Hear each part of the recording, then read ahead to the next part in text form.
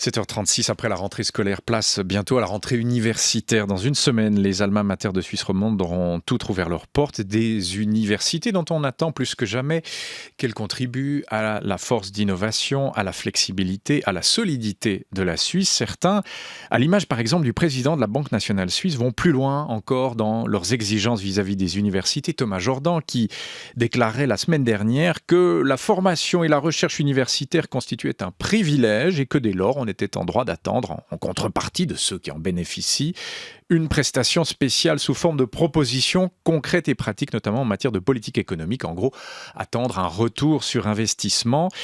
Des attentes qui n'auront certainement pas échappé à notre invité du jour, Nouria Hernandez. Bonjour madame. Bonjour monsieur. Merci beaucoup d'être avec nous. Vous êtes la première femme à diriger l'Université de Lausanne, rectrice depuis le 1er août dernier, donc vous êtes toute nouvelle à ce poste, biologiste de formation. 14 300 étudiants, j'ai vu ça, vont retrouver le campus lausannois mardi prochain. C'est un nombre en très légère croissance, il y a un peu plus d'une centaine d'étudiants supplémentaires par rapport à l'an dernier.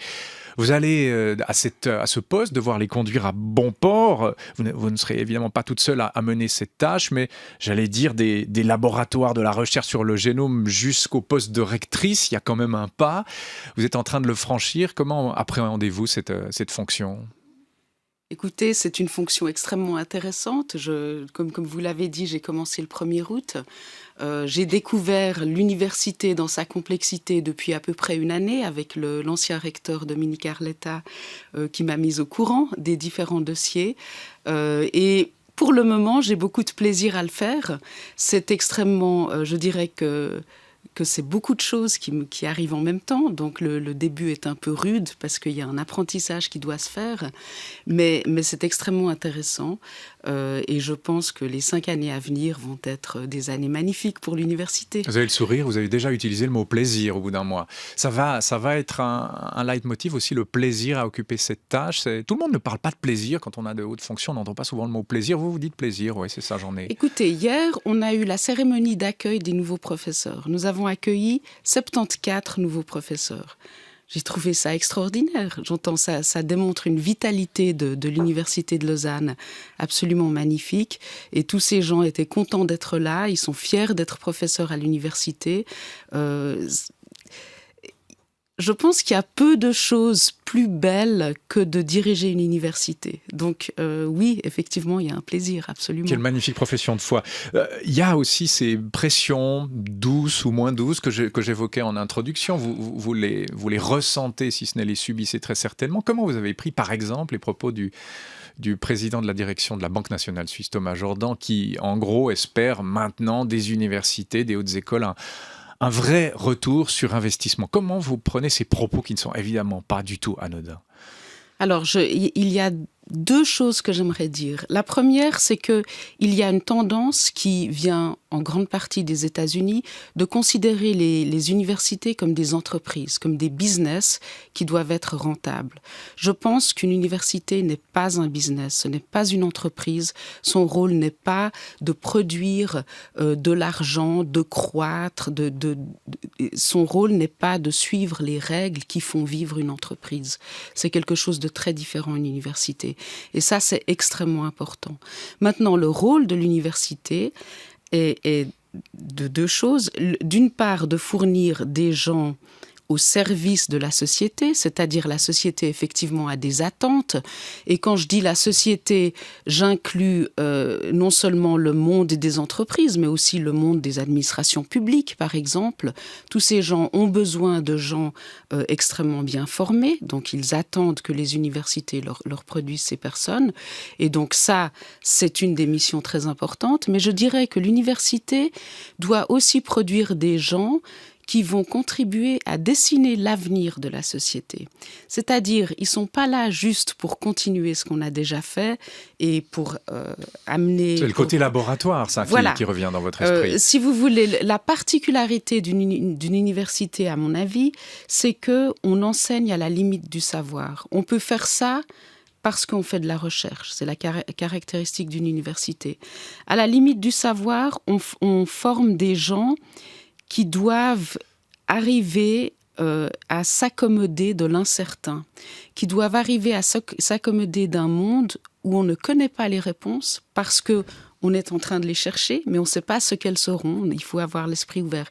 Et des gens comme ça, qui peuvent s'adapter à l'incertain, je pense, sont absolument essentiels pour justement dessiner l'avenir d'une société. Vous résumez ça très très bien. Je crois avoir rarement entendu de tels propos dans la bouche d'un recteur ou d'une rectrice. S'accommoder de l'incertain.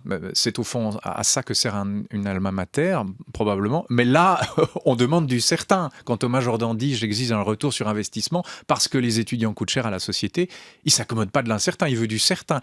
Ces pressions sont le nom. Vous lui répondez très clairement, mais ces pressions sont la marque de quoi? Ça va être de plus en plus difficile de soutenir ça dans une université, s'accommoder de l'incertain. Vous avez l'impression que vous allez encore avoir les conditions et les moyens de pouvoir faire ça? Écoutez, mon arme, c'est d'essayer de convaincre la population, les gens dont les impôts nous font vivre. Mais je pourrais faire un parallèle avec la recherche médicale ou la recherche biologique, dans laquelle on nous reproche constamment de faire de la recherche fondamentale qui ne sert à rien. Parce que souvent, les chercheurs cherchent par exemple à comprendre comment fonctionne une cellule. Ils ne s'occupent pas spécialement d'une cellule malade, ils s'occupent de comment fonctionne la cellule en général. Et la réaction de beaucoup de gens, mais ça sert à quoi tout ça? Bon, la critique faite aux sciences sociales et humaines parfois aussi. Alors on peut parler des sciences sociales et humaines dans 2 minutes, mais le fait est que ça sert, que ça forme la base de la connaissance sur laquelle ensuite des recherches plus appliquées vont s'appuyer. L'autre chose à savoir, c'est qu'on ne sait pas en recherche ce qui va être utile et ce qui ne va pas être utile. C'est la caractéristique de la recherche. Si les sociétés ne sont pas prêtes à investir dans cette recherche dont on ne connaît pas les aboutissements, on va perdre notre capacité d'innovation. Ça va être absolument dramatique. Maintenant, vous avez parlé des sciences sociales et humaines. Qui sont souvent les plus attaquées que les autres. Qui sont les plus attaquées. L'Université de Lausanne est en grande partie, je dirais probablement plus d'un tiers, ce sont des sciences sociales et humaines. Mais d'où vient l'idée que ces sciences sont inutiles? Qu'elles coûtent très cher et qu'elles ne rapportent pas. Tous les faits contredisent ces assertions. Le secrétaire général de l'Université de Lausanne, grâce auquel je survis ces temps-ci parce qu'il sait comment fonctionne l'université, il me l'explique, il a fait des études de latin, de grec, il a fait des études absolument classiques. Est-ce qu'il est inutile? C'est tellement absurde que je trouve difficile d'y répondre. Regardez les chiffres. Alors, les chiffres. 26 milliards, c'est 26 milliards pour la recherche entre 2017 et 2020. 26 milliards de francs. On en débat ces jours aux chambres, le Conseil des États. C'est quand même une belle enveloppe. Vous êtes là, pour reprendre le mot de Thomas Jordan, consciente d'être privilégié du côté de la recherche? Alors, on est privilégié. Alors ça, il n'y a aucun doute.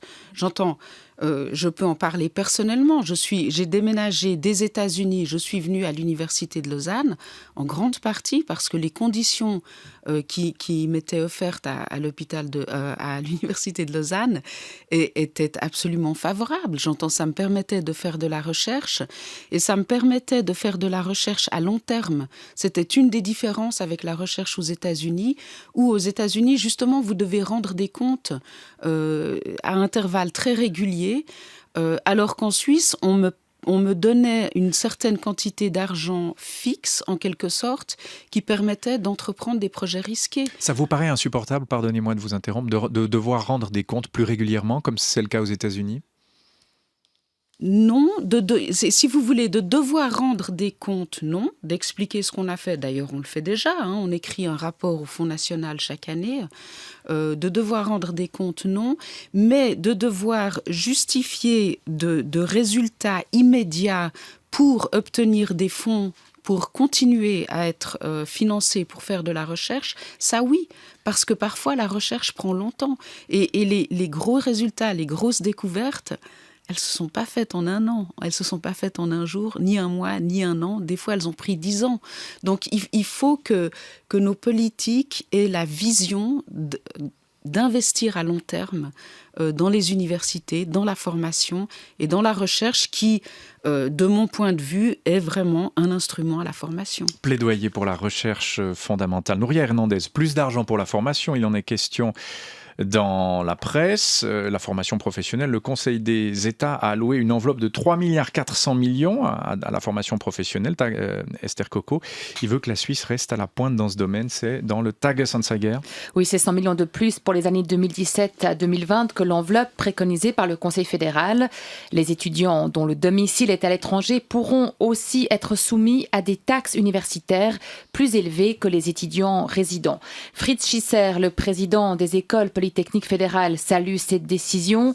Le nombre d'étudiants a augmenté de 60% ces 10 dernières années. Les hautes écoles ont donc besoin de plus de moyens. Mais Fritz Schisser partage aussi son inquiétude. L'insécurité autour de la relation Suisse-Europe est grande et les hautes écoles seront sérieusement pénalisées si elles se retrouvent exclues du programme Horizon 2020. Elles doivent pouvoir jouer dans la cour des grands. Fritz Schisser utilise cette image pour appuyer ses propos. Personne ne devient un Roger Federer s'il n'a pas le droit de jouer à Wimbledon. Voilà, ça nous donne quelques matières à moudre, Nouria Hernandez, pour les minutes qui suivent. D'abord, la question du financement.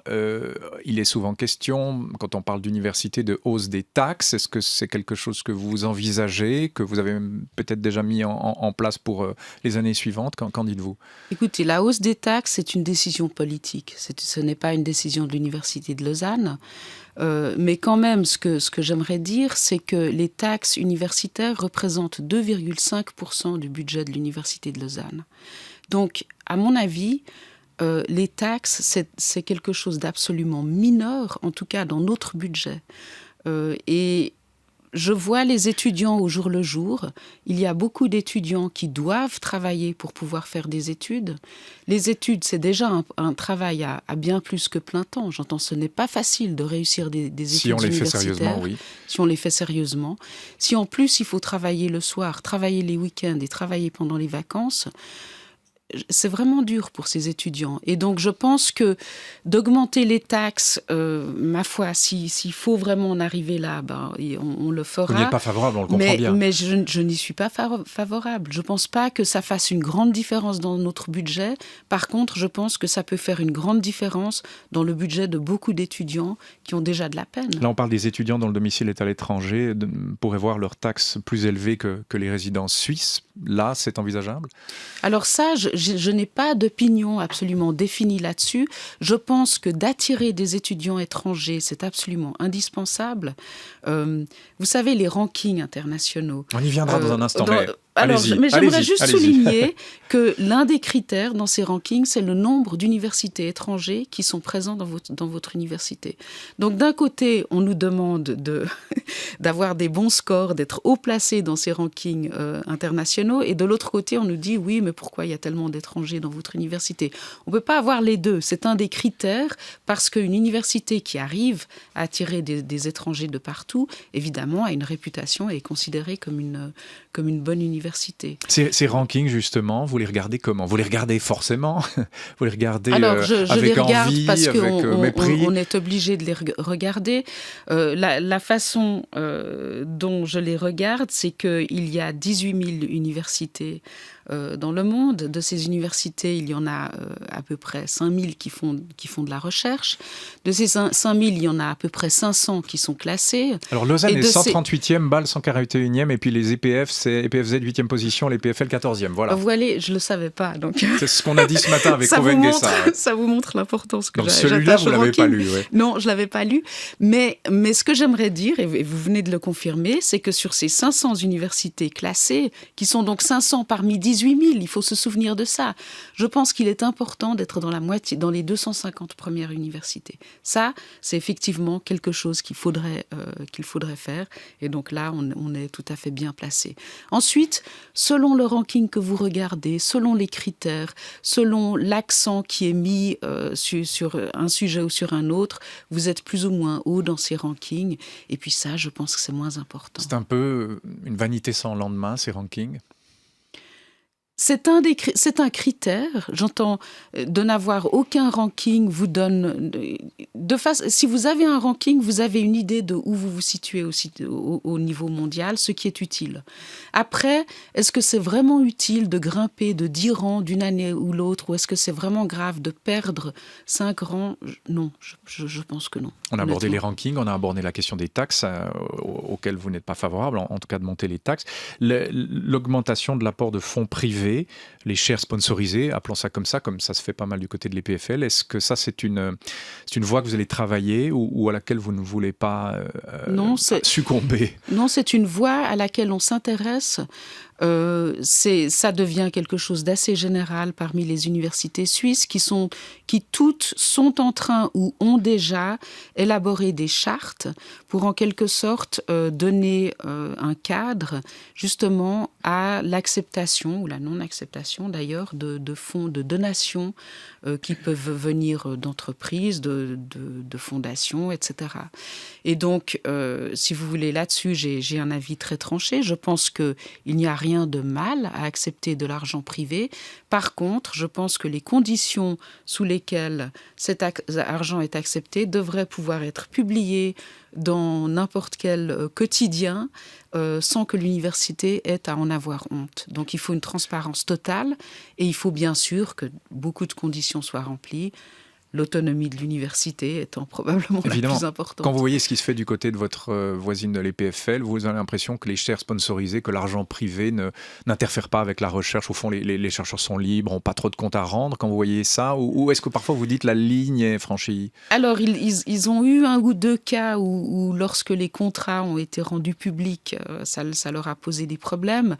Je pense que c'était souvent plus des problèmes d'apparence que des problèmes de fond, parce que, par exemple, le fait qu'une personne puisse siéger dans une commission de présentation d'un professeur, une personne qui appartient à l'entreprise, par exemple, qui a donné de l'argent, on sait que dans les faits, ça a assez peu d'influence, mais je pense que c'est le genre de choses à éviter absolument, parce que c'est la seule façon d'être absolument crédible. Et l'autre chose que j'aimerais dire, c'est que si une université accepte de l'argent de fonds privés, elle n'a pas seulement des comptes à rendre du point de vue de l'université elle-même pour assurer qu'elle ne perd pas son indépendance vis-à-vis du donateur, elle a aussi des obligations vis-à-vis du donateur pour démontrer que l'argent est utilisé de façon utile, de façon évidemment absolument honnête, là, éthique, etc. Là, on rend des comptes. Donc, oui, vous pouvez appeler ça rendre des comptes, mais de la même façon à ce qu'on doit rendre des comptes à tous les gens qui financent l'université, il faut aussi pouvoir rendre des comptes aux gens, aux privés qui font des dons. Un mot encore, et pas sur un moindre sujet, l'après 9 février 2014, les conséquences continuent de vous inquiéter. Nouria Hernandez, on sait que si la Suisse n'accepte pas la libre circulation étendue à la Croatie dans les 6 prochains mois, ça impacterait le fameux programme Horizon 2020. Qu'est-ce que vous êtes en train de mettre en place là? Vous êtes inquiète? Écoutez, je vais vous décrire mon parcours en 1 minute. Oui, après et on passe à la presse, mais une minute, ça suffira. Vous pourrez immédiatement conclure ce que j'en pense. J'ai fait mes études à l'Université de Genève, j'ai fait mon doctorat à l'Université d'Heidelberg. Je suis ensuite allée aux États-Unis où j'ai passé un stage postdoctoral de 3 ans à l'Université de Yale. Ensuite, j'ai été travailler à New York pendant 18 ans et maintenant je suis à Lausanne. L'image même vous de la mobilité. Vous pensez que l'ouverture est utile? Ouais. Ah oui, c'est pas la question que je posais. Donc, la question que je posais, c'est l'inquiétude de est-ce que ce genre de parcours sera encore possible pour un étudiant suisse? Alors, je ne sais pas s'il sera aussi facile. Je pense que ce sera encore possible, peut-être pas aussi facile. Mais ce que j'aimerais dire, c'est que les académiques sont des nomades. Les académiques ils sont en général passionnés par leur recherche. Ils vont là où les conditions pour faire de la recherche sont les meilleures. Et si on n'accepte pas l'extension de la libre circulation à la Croatie, Horizon 2020 tombe, ça, c'est question... Eh bien, les conditions en Suisse pour faire de la recherche seront moins bonnes. Oui. Non, elles existeront toujours. On aura toujours l'argent suisse, etc. Mais on sera plus confronté à la compétition internationale. On ne pourra plus demander des grands Européens qui sont quand même extrêmement prestigieux. Et on va perdre une grande partie du réseautage qu'on avait et qu'on a déjà perdu. J'entends... Ça, c'est une autre chose. C'est pas des prédictions d'avenir que les choses vont aller moins bien. Elles vont déjà moins bien depuis maintenant. 2 ans. Voilà, bientôt depuis 2 ans. Les faits sont là, les chiffres sont là. On dirige plus de 10 fois moins plus, de 10 fois moins de projets européens. C'est un fait, c'est pas une crainte. Donc oui, il y a beaucoup à perdre du point de vue de la recherche si on ne fait plus partie de Horizon 2020. Une femme qui fait l'actualité, comme vous ce matin en Suisse. Cette femme, c'est Hillary Clinton. La presse est inquiète ce matin. Oui, et la une du Français Libération résume cette inquiétude. Gros plan du profil de la candidate démocrate. Et ce titre, la maison flanche.